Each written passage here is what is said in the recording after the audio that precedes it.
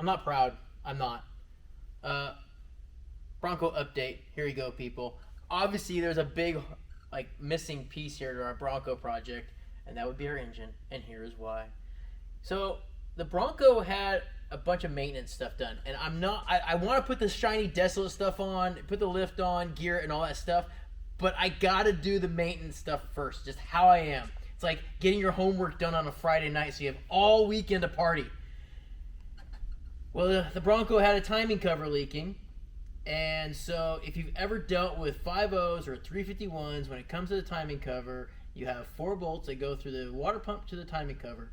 And we spent a bunch of time. I'm like, hey, I ordered some bolts in. I was ready for them to break off because that's what they do. They're very famous for it.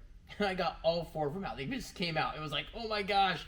And then I'm like, well, while we're here, let's put some shorty headers on this thing, because if you know anything about factory manifolds on the gas engines, they leak, especially when you start using them. So I'm like, hey, what's the chances of me getting all the exhaust manifold bolts out without breaking them?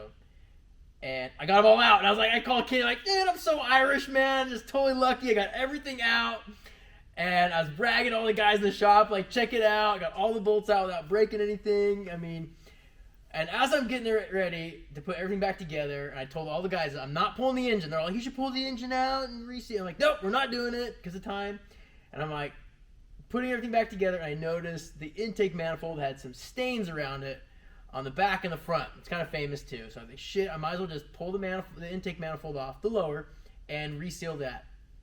And I went to go pull the first corner intake bolt off, and it broke. And I'm like, shit.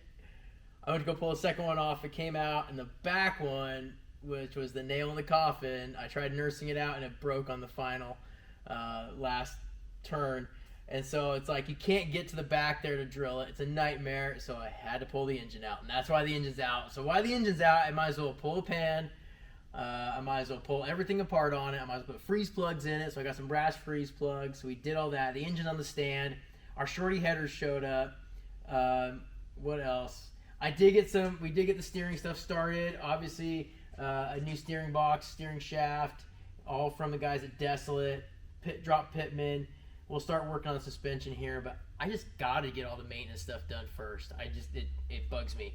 We may or may not have eliminated the ABS system, the airbag, and some lovely air injection stuff. May or may not. So don't tell the federal government.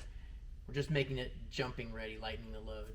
Inside, we actually got a steering wheel from Desolate. I'm not down to have an airbag on this rig if we're up in the woods and trumps around and maybe jumping it. So we got rid of the airbag in the steering wheel, possibly, and got a different wheel. We're working on that. Maybe come up with new product by doing it. We'll see.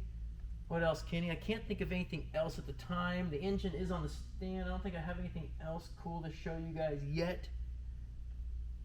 Follow along. I'm sure we'll have some more stuff. Oh, the seats. We sent the seats out.